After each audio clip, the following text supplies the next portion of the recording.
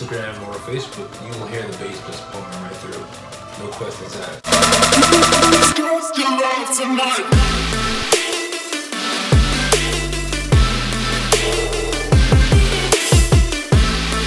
What we're about to do, I'm going to show you guys my steps that I take into mixing my tracks down. So no matter what I'm working on, whether it's an actual record or an instrumental, I always work on the vocal tracks first. The vocal is key. If the vocal's not key, that's what the audience gravitates to. That's what they latch onto, that catchy little section or groove or chorus or whatever it is. So if that's not right, ain't nobody gonna feel that. So I always tackle the vocals first. And once I get the vocals to where I want them to be, then the next step is to jump into the drums and the bass. And the drums and the bass helps carry the rhythm of the feeling that you're trying to go for. So we're gonna start working on the vocals of this instrumentation and try to get it to where it needs to be. Let's default into my channel right here. I don't really have any effects on this channel other than a basic EQ, high pass on the lows, high pass. I think I have it set to a cutoff the 100 hertz. So you hear the difference if I take the pass out. But we're gonna put the pass back in only because there's a little distortion right there. So right now we're changing the verb that I used on the main vocal. I had a halt verb on it before, but we're gonna change it to a plate. Plate is gonna give it much nicer presence and kind of more in your face, as where the halt verb is gonna bring it more back to the background. We kind of want the vocal to sit in the foreground for this purpose. Try to gain a little bit of that one. So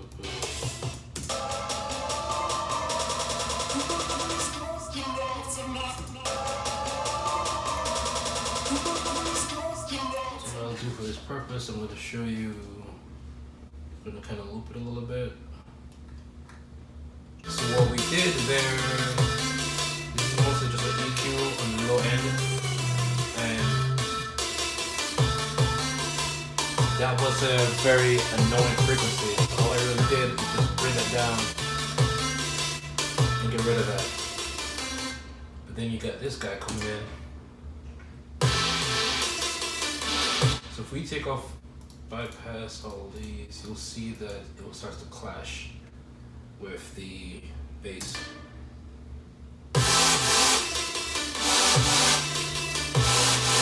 It's very harsh and you couldn't really hear, so all we really had to do, I took off the harshness, which was in the high frequency range up to the 10K, if you hear it right now. It's very harsh.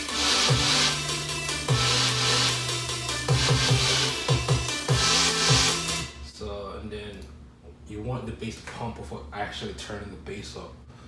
So one of the trick was in the compression, we sidechain the frequency in question, which for this particular 808, it was sitting at 100 hertz. We had options of,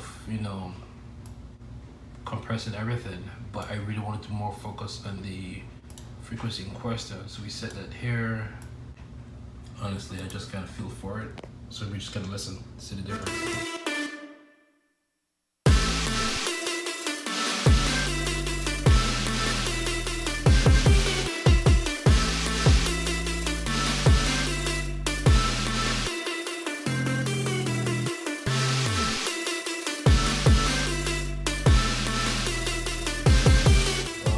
Main focus then to get everything to sit right in the mix. Your panning, how you pan your instruments is really critical and key. Not only did I pan the instruments into Pro Tools, but I also have a setting in my PreSonus mixer that adjusts how wide the sound image is. So I'll show you guys right now, like all my sounds that go into here, which are like some of my, I believe it's these guys goes into here. So So they actually go to this one.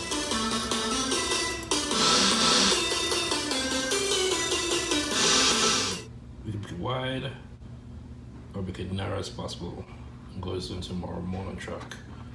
But for that purposes, that little synth that was clashing with the 808s, we kind of like not make it too wide as possible, so it's had a little more presence into it, but at the same time it's separated from the other ones that are going crazy.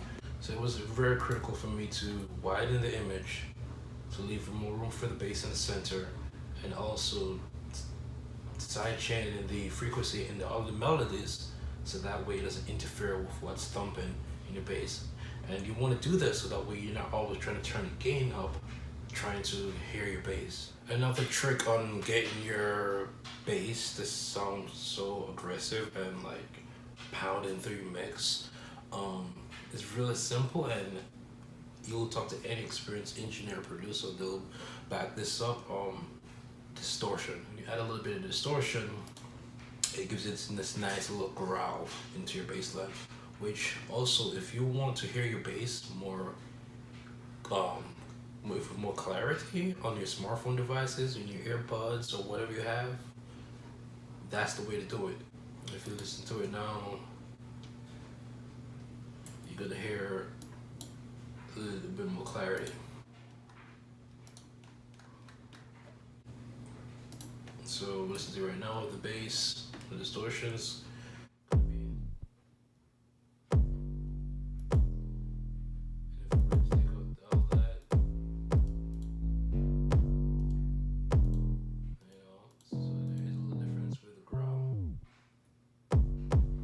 So as you hear it, when you listen to this on Instagram or Facebook, you will hear the bass just pumping right through. No questions asked.